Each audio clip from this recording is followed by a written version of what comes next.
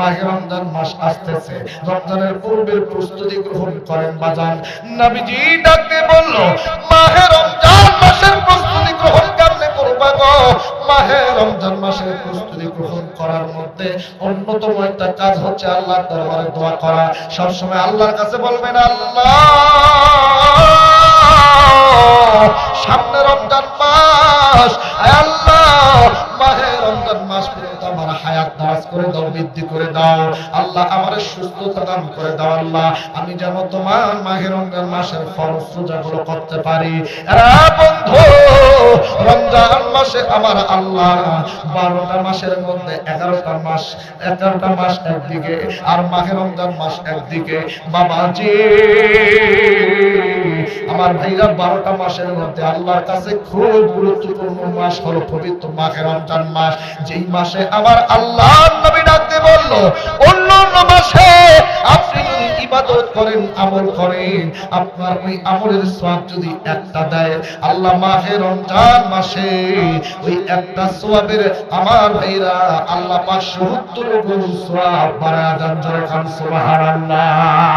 এই জন্য আমার ভাইরা সিদ্ধান্ত নেন, এবার মাহে রমজান মাস আমরা 30টা রোজা করব, 29টা যে কয়টা ফরজ রোজা হবে আমরা করব, ইফতার করব, সেহরি করব, কোরআন তেলাওয়াত করব। মাহে রমজান মাসের যত ফজিলত আছে, মাহে রমজান মাসের যত আমল আছে, আমরা আমলগুলো করার চেষ্টা করব। বন্ধু,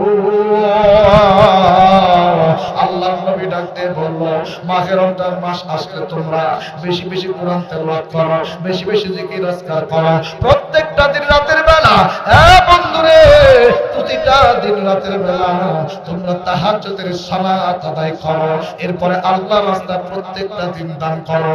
আমার ভাইরা, অন্যান্য মাসে কোন ব্যক্তি যদি 1 টাকা দান করে তার একটা সওয়াব হবে, কিন্তু আমার ভাইরা, আমার বন্ধুগণ, মাহে রমজান মাসে 1 টাকা দান করলে ওই 1 টাকা দান করার জন্য আল্লাহ পাক 70 থেকে 700 গুণ সওয়াব বাড়ায়া দেন। সুবহানাল্লাহ। এই জন্য বন্ধু, পবিত্র মাহে রমজান মাসের জন্য আল্লাহ দরবারে দোয়া করে বলেন, আল্লাহ আমার সুস্থ রেখো, সম্ভব নাকি আমি যেন পবিত্র মাহে রমজান মাসের রোজা করতে পারি। এইভাবে আল্লাহ দরবারে দোয়া করেন। কারণ সমাজে এমন অনেক ব্যক্তি আছে দেখবেন, যারা সুস্থ আছে, সবল আছে, সুস্থ থাকার পর তারা রোজা করে না। এরকম আছে না নাই? আছে না এরকম? সুস্থ, কোনো সমস্যা নাই, তারপরও দেখেন রোজা করে না। মানুষের সামনে ওপেনলি পান খায়া হাঁটতেছে, আছে না নাই? কত বড় আফসোস তাদের জন্য। এত সুন্দর সুস্থ একটা দেহ দেওয়ার পর তারা রমজান মাসে রোজা করে না। অথচ তারা চিন্তা করে দেখেন, হাসপাতালের বেডে কত রোগী শুয়ে আছে যাদের রোজা রাখার সক্ষম নাই, রোজা রাখার মতো শক্তি নাই, কিন্তু আমি আপনি এখনো সক্ষম আছি, সুস্থ আছি, শক্তি আছে, রোজা রাখেন। একটা রোজা, কোন রোজা দেন, কেউ যদি একটা রোজা যদি কেউ কাজা করে, মানে একটা রোজা যদি কেউ ইচ্ছাকৃতভাবে ত্যাগ করে, মাসটা হচ্ছে 2 মাস, 2 মাস টানা তাকে একটা রোজার কাফারা করতে হবে। 6 মাস কথা হয় না, 2 মাস।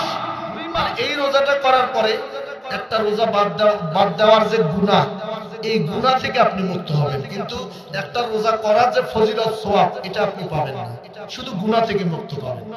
এই জন্য বলবো, ইচ্ছাকৃতভাবে রমজান মাসের রোজা কেউ বাদ দেবেন না, রোজা করবেন, প্রত্যেকটা দিন রোজা করবেন, তারাবির নামাজ পড়বেন।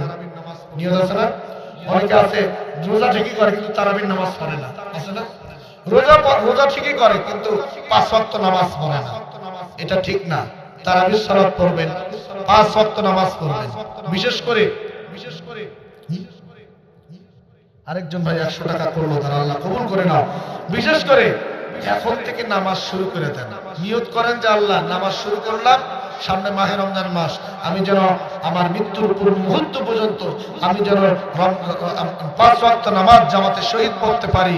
আল্লাহ তুমি আমাকে সেই সমস্ত নামাজীদের কাতারে, আমাদেরকে নামাজীদের সাথে শামিল করে নাও, কবুল করে নাও। জোরে করো আল্লাহুম্মা আমিন। এইভাবে আল্লাহর দরবারে